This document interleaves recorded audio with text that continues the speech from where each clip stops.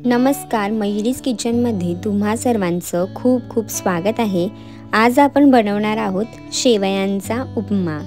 त्यासाठी मी इथे साहित्य घेतले, त्यामध्ये इथे मी जी शेवया असतात बारीक त्या इथे घेतलेल्या आहेत, त्यांना तोडून मी इथे घेतलेला आहे। त्यानंतर मी इथे बारीक चिरून कांदा घेतलाय, त्यानंतर मटार आहे तिथे, त्यानंतर टोमॅटो, बारीक चिरलेली कोथिंबीर आहे इथे, गाजर घेतले चिरून, आलं, कोथिंबीर, डालडा घेतला इथे, राई, त्यानंतर जिरं, लाल तिखट, कढीपत्ता, हळद, मीठ आणि पाणी। आता इथे मी पॅन गरम करत ठेवले, त्यामध्ये मी 1 चमचा डालडा घालते। आपण आता शेवया भाजून घेणार आहोत, त्यामुळे इथे तुम्ही तेलाचा वापर केलात किंवा तुपाचा वापर केलात तरी सुद्धा चालेल। मी इथे डालड्याचा वापर केलाय। डालडा व्यवस्थित वितळू देणार आहे, त्यानंतर इथे मी शेवया भाजून घेणार आहे।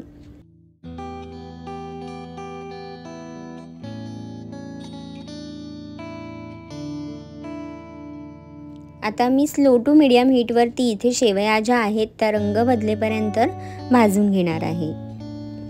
जर तुम्ही मयुरीज किचनला अजूनपर्यंत सबस्क्राईब केलेलं नसेल तर लगेच जा, सबस्क्राईब करा आणि बेल आयकॉनवर क्लिक करायला विसरू नका, म्हणजे जेव्हा केव्हा मी माझी नवीन रेसिपी अपलोड करेल तेव्हा तुम्हाला त्याचं नोटिफिकेशन मिळेल। शेवया भाजताना आपण फास्ट गॅसवरती भाजणार नाही आहोत, नाहीतर पटकन शेवया करपून जातील।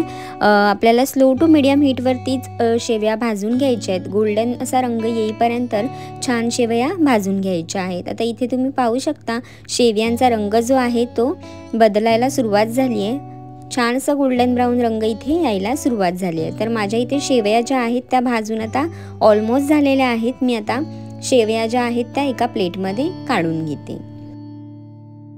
आता आपल्याला फोडणीसाठी इथे मी 2 चमचे डालडा घालते आणि डालडा व्यवस्थित वितळू देणार आहे।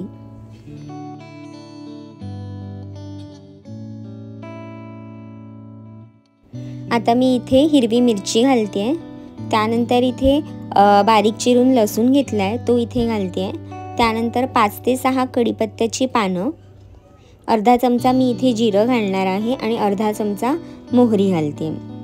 त्यानंतर बारीक चिरलेला कांदा आहे तो इथे घालते मी आणि मऊसर होईपर्यंत हलकासा परतून घेणार आहे।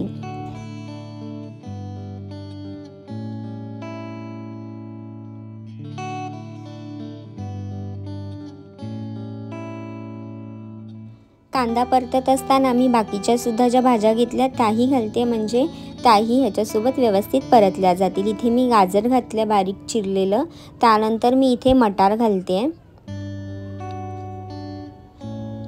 आता 2 ते 3 मिनिटांसाठी आपण परतून घ्यायचं। ह्यामध्ये मी बारीक चिरलेला एक टोमॅटो सुद्धा घालते आणि ह्या सर्व भाज्या व्यवस्थित आता आपण 1 ते 2 मिनिटांसाठी परतून घेणार आहोत।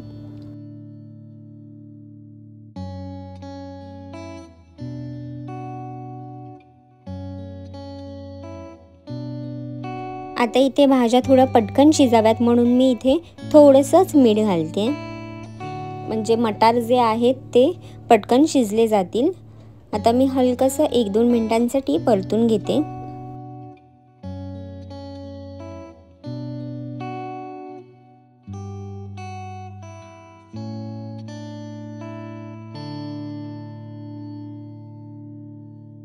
आता मी इथे सुखे मसाले घालते, अर्धा चमचा लाल तिखट घालते आणि अर्धा टीस्पून मी इथे हळद घालते।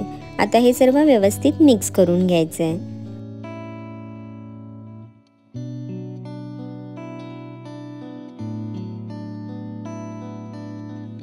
मसाले मिक्स झाल्यानंतर आपण ज्या भाजून घेतलेल्या शेवया आहेत त्या इथे घालायच्या आहेत आणि व्यवस्थित मिक्स करून घ्यायच्या आहेत।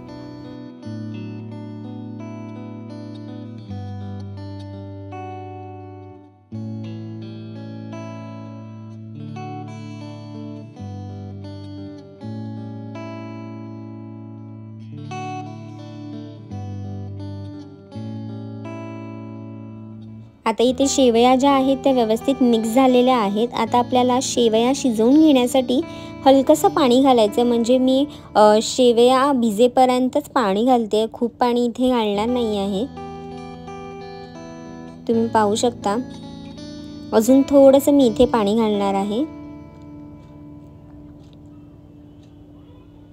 तुम्ही पाहू शकता जेवढ्या पाण्यामध्ये शेवया शिजू शकतात तेवढंच पाणी घालायचं आहे, खूप पाणी घालायचं नाही आहे। मी इथे चवीनुसार वरतून मीठ घालते, त्यानंतर इथे बारीक चिरलेली कोथिंबीर घालते आणि हे सर्व व्यवस्थित मिक्स करून घेणार आहे।